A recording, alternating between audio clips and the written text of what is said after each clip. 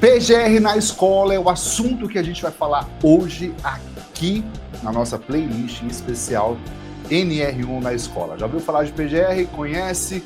Tem aí aplicado na sua escola? Se não tiver, olha lá, hein? Antes da gente começar, já quero te deixar essa informação, tá bom?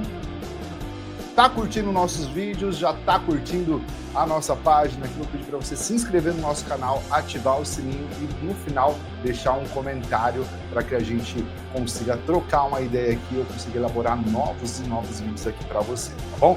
Importante para a gente fortalecer, né, essa corrente que a gente está fazendo aqui na Reinventando a Educação, no grupo Reinventando a Educação e com cuidado para que as escolas elas sejam mais fortes, né, no que diz respeito à segurança e saúde no trabalho. Isso é mega importante a gente falar sobre isso. Tudo bem? Feito isso, gente, vamos lá. PGR. O que é PGR? Programa de Gerenciamento de Risco. Onde é que ele está? É obrigatório? Sim. Para todas as empresas? Sim. Empresas públicas e privadas. Está aí na NR1, tá bom?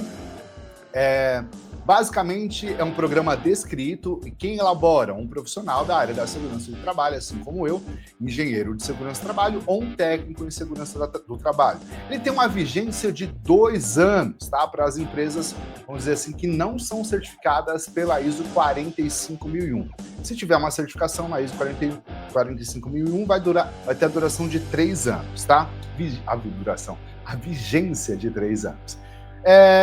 O que mais? A minha escola deve ter? Sim, deve ter. E esse é um documento que ele precisa ficar arquivado aí na sua empresa por aproximadamente aí uns 20 anos. Porque ele é um documento que a justiça pede para fins, né, trabalhistas, além de aposentadoria, processos e fiscalização. Então fique atento, se você não tiver, entre em contato com a gente que a gente dá um jeito de fazer o link aqui na descrição vai ter o nosso contato para a gente fazer isso junto, tá bom? Beleza. O que faz esse documento? Praticamente ele mapeia os riscos ocupacionais. Quais são os riscos ocupacionais? Eu vou deixar na descrição aqui um vídeo que eu vou fazer, né? Um vídeo que eu já vou fazer para você explicando todos os riscos ocupacionais existentes, tá? Mapeados por NR. Aqui eu vou falar de alguns, né? Então, basicamente nessas casas aqui, risco físico, risco químico, risco biológico, risco de acidente e riscos ergonômicos, que é aqui onde estão os riscos psicossociais, está aqui nessa casinha dos riscos ergonômicos, tá? Não vou explicar um por um hoje, só você precisa saber que esse documento vai fazer o gerenciamento, né? Ou seja, a identificação, o controle desses riscos. Isso é muito importante, tá? Vou explicar para você agora, especificamente da escola, como que a gente faz isso. Na escola, gente, se você ainda não baixou o meu e-book, o link está na descrição, baixe e leia. A gente está trazendo uma série de vídeos, né? Aqui tem um SBN, um livro... É um e-book bem sério, né, que a gente dedicou um tempo para fazer aqui e disponibilizar para vocês. Já falamos de alguns capítulos, está aqui nesse capítulo 4, tá? Como avaliar e prevenir os riscos psicossociais na escola. O PGR é o que a gente tem para fazer isso, tá? É uma arma bem poderosa para a gente poder fazer isso. Tudo bem? Vamos lá, capítulo 4. Chegando aqui no capítulo 4, né, no finalzinho aqui do capítulo 3, vai ter uma deixa, né, para o capítulo 4, que é a importância de mapear e documentar os fatores de riscos psicossociais. Então, a NR1 exige que todos esses riscos sejam incluídos no inventário de riscos do PGR, com classificação, gravidade, probabilidade, exposição e plano de ação, plano de controle. Calma! Nossa, eu tenho que fazer isso? Tem.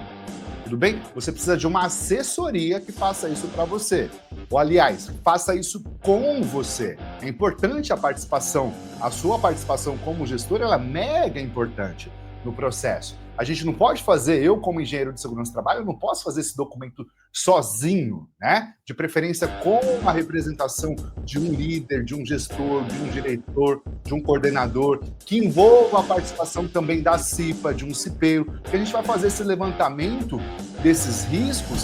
E, gente, o PGR é ele que vai dar subsídio para você poder mostrar esses riscos que a NR1 pede também, para que você mostre ele para os seus trabalhadores, tudo bem? Através de ordem de serviço, através de treinamento, enfim. O PGR ele também vai servir como base para o PCMSO. Depois eu vou falar de PCMSO aqui, mas já adiantando, é o Programa de Controle Médico e Saúde Ocupacional, tá bom? Tá lá na NR7, esse é do médico do trabalho. Com base nas informações de riscos levantados, né? Aqui no PGR, no Programa de Gerenciamento de Riscos, o médico vai realizar as ações, os exames, pedir os exames e vai fazer o acompanhamento laboral por cargo e função. Tudo bem? Então, voltando aqui no PGR, a gente vai fazer essa identificação, né? Então, a gente faz um mapeamento do ambiente, então a gente precisa da descrição das funções, as funções existentes, então, professores, profissionais da cantina, diretor, coordenador, a gente precisa saber quais são os cargos que a escola tem e daí a gente começa a mapear se há ou não há o risco químico, físico, biológico, ergonômico e risco de acidente, tá? Bem como fazer a classificação desses também. Então, calma.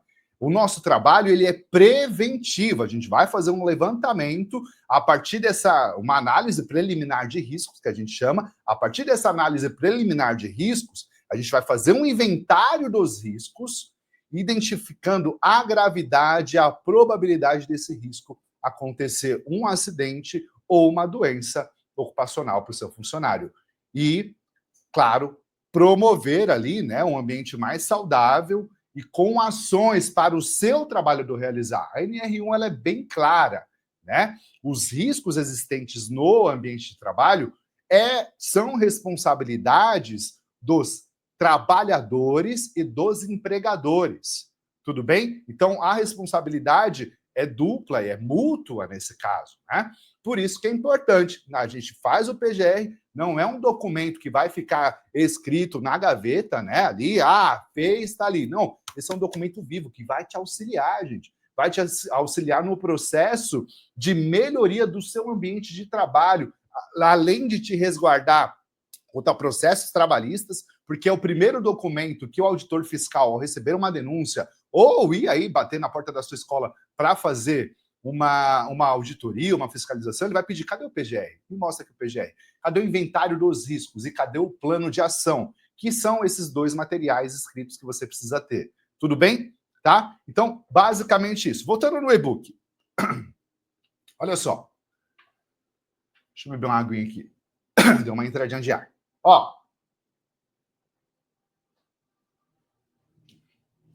Então, já falei que deve envolver, né, todas as áreas da escola. O que mais?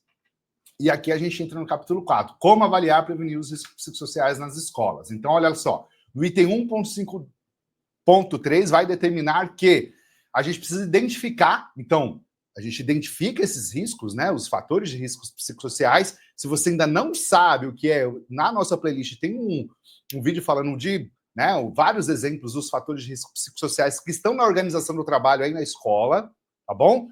Avaliar, então a gente vai avaliar esse risco e classificar ele, ver qual que é o potencial que ele tem de causar um dano, qual que é a probabilidade de acontecer um acidente, qual que é a probabilidade de se transformar em uma doença ocupacional, né, de causar burnout, de causar depressão, de causar ansiedade. A gente vai fazer uma probabilidade, tudo bem? O que mais? Adotar medidas de prevenção e promoção de saúde. Então, são as medidas de controle, né? Então, a gente identifica, a gente mapeou esse risco. E quais são as medidas de controle? Quando a gente fala de medidas de controle, já vem logo à cabeça de todo mundo o famoso EPI, Equipamento de Proteção Individual. É importante o EPI? Sim, só que ele é o último que a gente usa na escala de prevenção dos riscos, né? Ele é o último a ser utilizado. Então, a gente vai procurar eliminar esse risco, substituir aquela fonte, né, causadora, aquele causador, o elemento causador, o agente causador da doença, a gente vai eliminar ele, né? É muito eliminar esse risco, né? Existe uma uma série de medidas de controles, né? A gente pode entrar com medidas de engenharia, medidas administrativas, treinamentos, o treinamento e desenvolvimento é fundamental para isso, procedimentos escritos, né? É muito importante a escola ter normas, a gente vai fazer um vídeo sobre isso, normas, políticas, POPs, procedimento operacionais padrão, né? Procedimento operacional padrão, ficha de EPI, toda essa parte documental é mega importante e vai ser pedida em caso de auditoria, né? Eu gosto de falar assim, se acontecer um acidente ou uma situação de assédio ou uma situação de suicídio aí na tua escola, o fiscal vai chegar e vai pedir todos os documentos.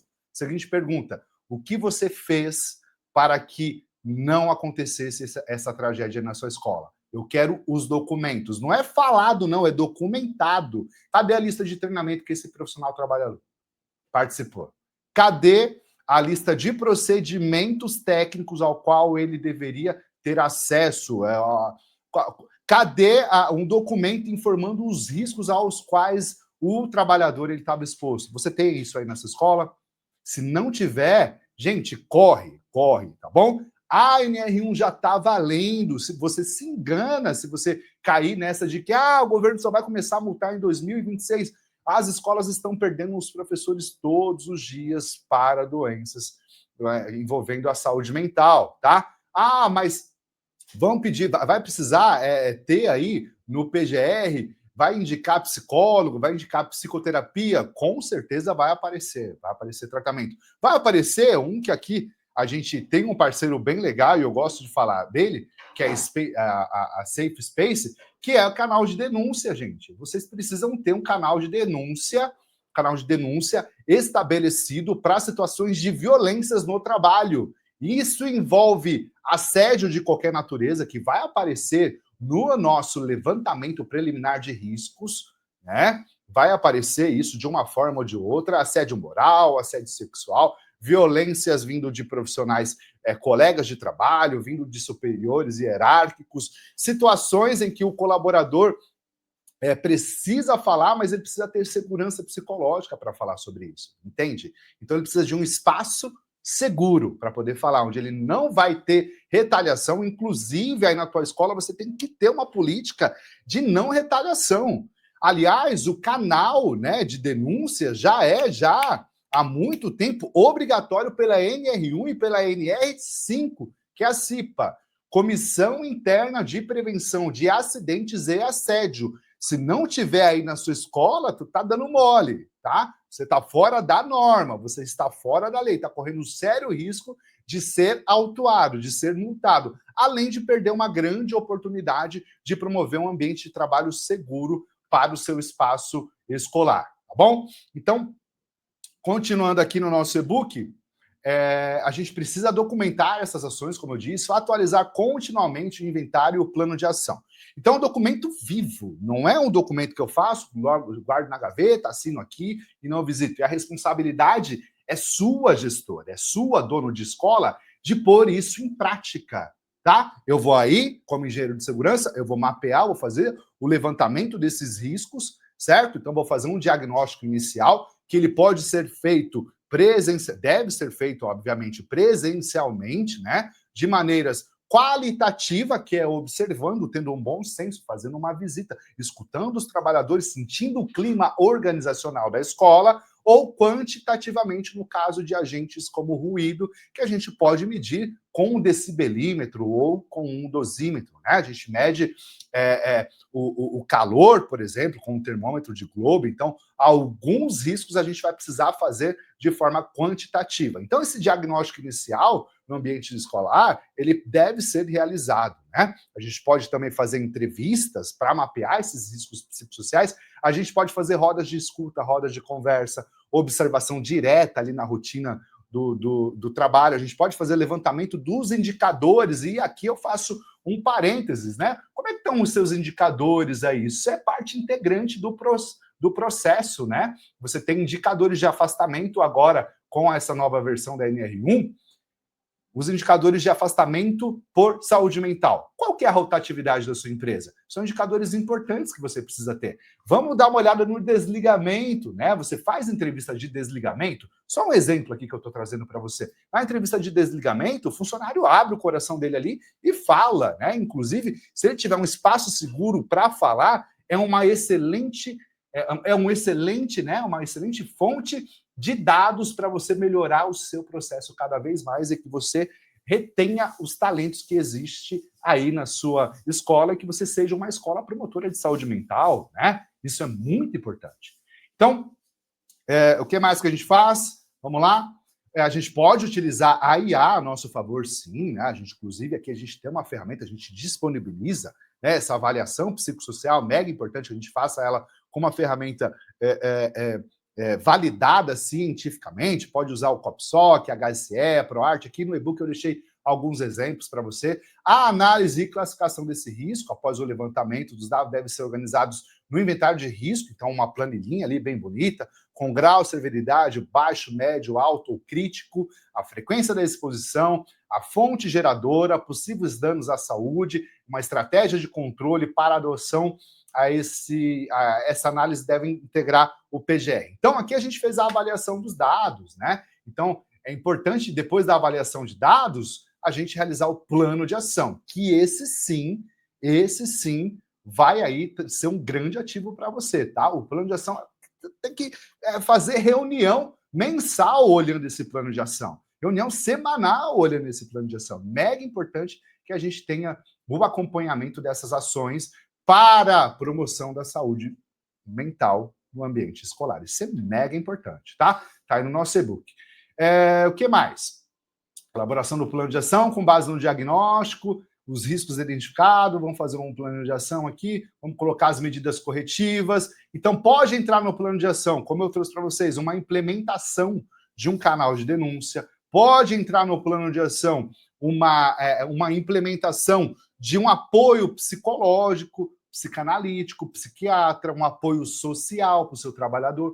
Pode entrar no plano de ação algo físico também, né? A gente está falando aqui de manutenções, pode entrar aí um plano de desenvolvimento individual, pode entrar várias situações que eu posso levantar aqui, gente. Vai depender da realidade de cada escola. Por isso que muita gente ficou aí perdida e parada no tempo, achando, como é que eu faço isso? Eu preciso de um modelo. Cada escola vai ter o seu PGR. Não dá para padronizar, tudo bem? Cada uma tem o seu. Olha só, dando sequência aqui, né? Exemplos práticos de ação aqui para as escolas. Então, ali, o problema, sobrecarga no trabalho. Qual é a solução sugerida? Organizar os horários e a distribuição das turmas. Vou ter que contratar mais gente, vou ter que contratar um auxiliar de classe.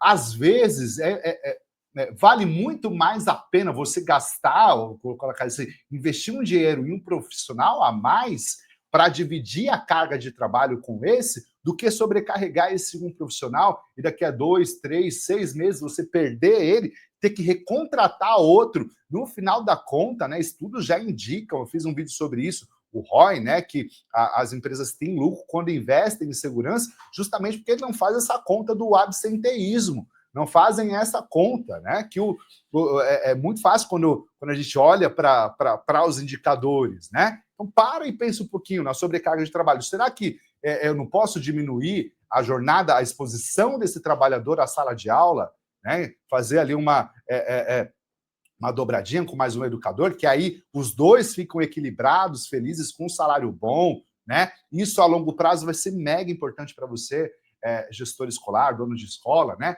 Clima institucional tóxico. Vamos criar um comitê de escuta e cultura de segurança psicológica.